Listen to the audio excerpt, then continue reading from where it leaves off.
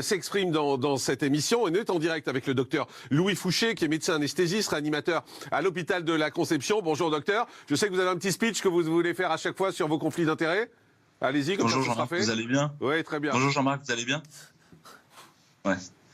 J'ai pas de conflit d'intérêt, effectivement. Voilà. Et puis je suis le porte-parole d'un collectif qui s'appelle Réinfo Covid, où il y a 1500 médecins, une centaine de chercheurs, d'universitaires. Et on essaye juste de transformer la peur en prudence, en fait. C'est-à-dire l'intelligence du courage. Pas faire n'importe quoi, juste retoucher le réel, en fait. Arrêter d'être dans des dogmes, arrêter d'être dans de l'imaginaire, paniquer. Là, j'écoutais vos invités et j'étais moi-même pris par une espèce de bouffée d'angoisse en les écoutant, tellement il y avait de stress palpable. En fait, je pense qu'il faut sortir de ça. Ouais, mais en même temps, docteur, docteur, en même temps, vous allez me dire si je me trompe ou pas, mais visiblement, quand mes équipes vous ont appelé hier pour vous dire suspension du vaccin, votre réaction, ça a été alléluia, c'est un mauvais vaccin, on va le découvrir au fur et à mesure. C'est bien ça, votre réaction ? Ouais, Mazel Tov, quoi. On revient à la prudence. Enfin, Michel Baccar, qui est le président de l'Ordre des médecins de Charente-Maritime, l'avait déjà dit. Les médecins sont pas là pour faire les Jeux Olympiques de la vaccination, en fait. Ils sont là pour peser la balance bénéfice-risque intelligemment. On a 0,6% d'effets indésirables sur le vaccin AstraZeneca et on a 0,16% d'effets indésirables graves. C'est très très important comme quantité d'effets indésirables. Et ça fait que 2 semaines et demie qu'on vaccine depuis le 18 février à peu près. Hein, le point, enfin un peu moins d'un mois, on va dire. Et on a 450 000 vaccinés au 4 mars avec un total de 3013 effets indésirables. Et là-dedans, 965 graves. Et notamment cette histoire de thrombose dont vous avez parlé, qui est très importante. Et que certains attribuent à l'idée que le vaccin, c'est un adénovirus de chimpanzé, quoi, un virus du rhume du chimpanzé, qui est un OGM. Et ça, c'est dit par l'AMM conditionnelle, hein, c'est marqué noir sur blanc dans l'AMM conditionnelle de l'Agence européenne du médicament, dans lequel il y a une cassette spike, et au début de cette cassette spike, il y a un activateur du plasminogène. Alors, c'est un peu compliqué, là, docteur. Juste un peu compliqué. C'est un peu compliqué, mais juste, excusez-moi, vous nous confirmez, là, en direct, vous nous dites, AstraZeneca, c'est un mauvais vaccin. Ah oui, c'est un mauvais vaccin et ça avait déjà été dit en avance sur les premières études qu'on avait eues. Vous prenez une responsabilité gravissime. Attendez, on écoute le docteur Cohen, allez-y. Vous prenez une responsabilité gravissime. On a eu 22 millions de vaccinés en Grande-Bretagne. Sur ces 22 millions de vaccinés, la Grande-Bretagne est en train de réouvrir. On a eu 5 millions de vaccinés. On a une agence européenne du médicament qui nous a conforté dans l'idée qu'il y avait quand même une rareté de ces faits gravissimes. Et quand vous parlez d'effets indésirables, quand vous parlez de la rougeur de la peau, de la fièvre, etc., qu'est-ce que vous pouvez comparer ça par rapport aux entrées en réanimation? Vous êtes anesthésiste, vous connaissez le problème, vous en souffrez tous les jours. Docteur Fouché. Vous êtes en colère, vous laissez dépasser par votre colère. Les effets indésirables graves, il y a de l'épilepsie, il y a des paralysies faciales, il y a des thromboses multiples, cérébrales, cardiaques et pulmonaires. Donc on n'est pas du tout sur des trucs légers. Hein. Et à la fin, vous concaténez l'idée de sortie de crise au vaccin. Et c'est là où vous êtes pris par une hypnose.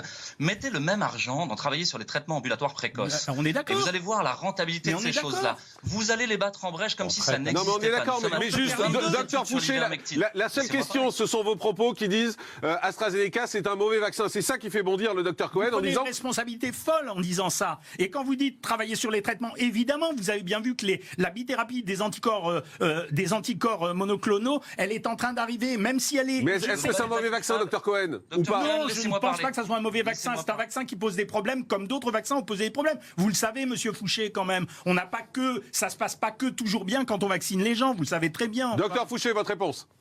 Ouais, le Bamvalivimab dont vous parlez est à 1 800 € la dose.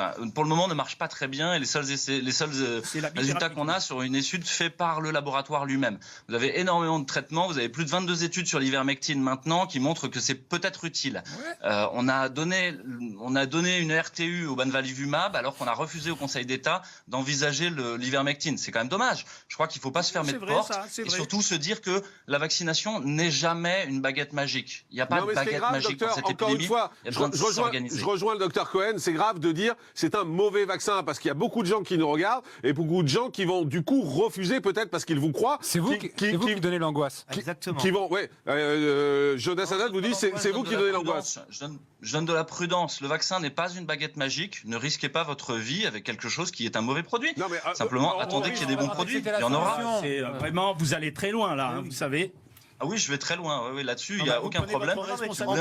Combien de morts pour l'AstraZeneca au Royaume-Uni? Attends, Denis Massaglia. On ne peut pas, quand on est médecin, avoir ce type de propos sans se baser sur des études scientifiques. Laissons l'Agence européenne du médicament faire son étude, donner son avis, et après on prendra les décisions. On ne peut pas balancer ça devant des millions de Français. C'est juste pas acceptable. Vous êtes en train de le communiquer non seulement à ceux qui ont reçu le vaccin AstraZeneca, mais à ceux qui vont refuser le vaccin et à qui peut-être, pour certains, on aurait pu échapper, pour lesquels on aurait pu échapper à une hospitalisation, voire des... Docteur, vous le savez, docteur Cohen, il y a d'autres propositions vaccinales, docteur Cohen, vous le savez.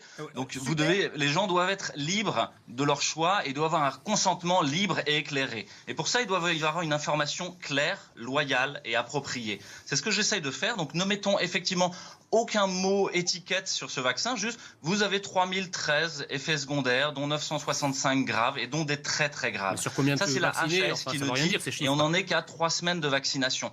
Donc tout simplement, les gens doivent faire leur choix en toute liberté. Vous avez 150 000 accidents thromboemboliques en France chaque année. 150 000 accidents thromboemboliques. Vous m'avez parlé de 9 000 effets indésirables, de 900 cas graves, 150 000 accidents thromboemboliques. Mais vous êtes le VRP d'AstraZeneca ou quoi? Qu'est-ce qui se passe? Non, mais arrêtez de dire ça parce que... Juste répondre à ça, vous êtes le VRP d'AstraZeneca, vous dit... Pas du tout, j'ai aucun conflit d'intérêt, je vous rassure, pareil que vous.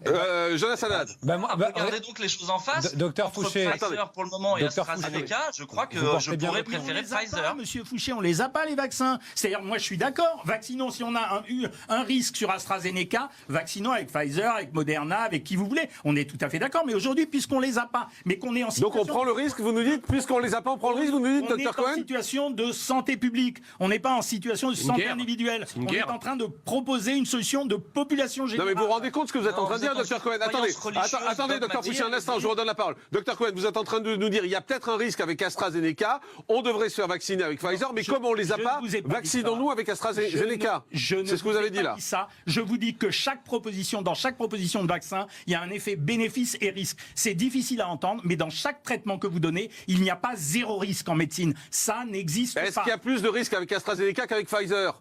Aujourd'hui, je ne sais pas du tout. J'attends les évaluations de l'Agence européenne du médicament. Mais a priori, vu les chiffres qu'on a, vous avez parlé tout à l'heure, monsieur Fouché, vous avez dit 0,06%. C'était pas sur le vaccin AstraZeneca, c'était sur le vaccin Janssen qui a été testé, vous le savez très bien, par la FDA pour vérifier l'efficacité. Jonas Haddad et le docteur Fouché répond. Jonas Haddad. Alors, docteur Fouché, moi je n'ai aucun conflit d'intérêt. Je suis avocat, donc je suis pas docteur, je suis pas médecin, donc je me permets de vous le dire. En objectivité. Ce que vous venez de faire en termes de communication, c'est grave. Deuxièmement, vous êtes le porte-parole d'un collectif de plus de 100, vous avez dit, et quelques 1000.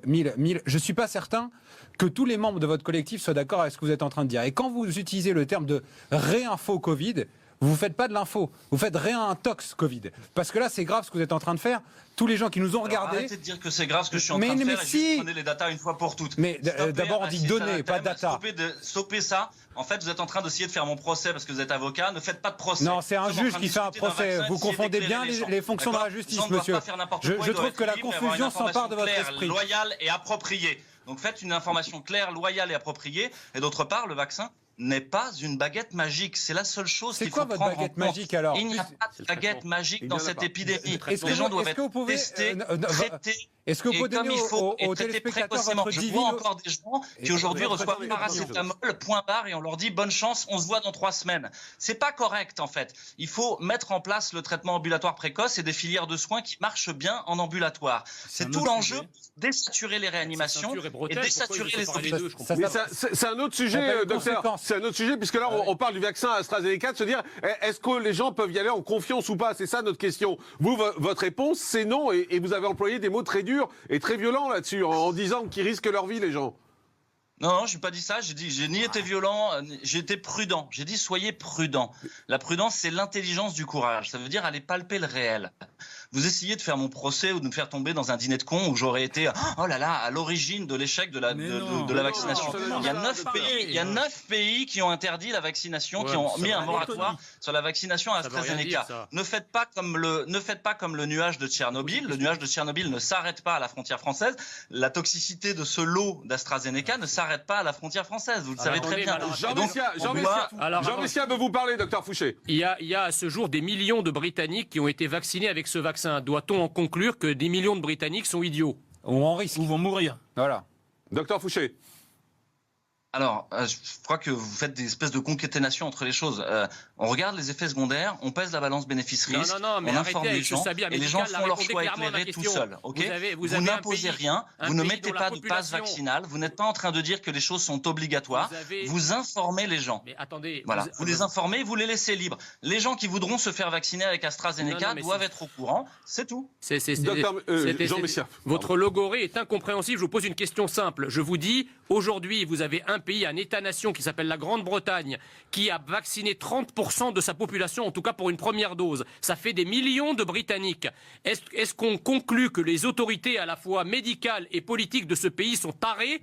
Ou est-ce que, effectivement, le risque est tellement faible qu'effectivement, le gouvernement et les autorités scientifiques ont décidé de le faire? Oui ou non? La question, elle n'appelle pas un développement sous forme de thèse de doctorat. Docteur Fouché, oui ou non?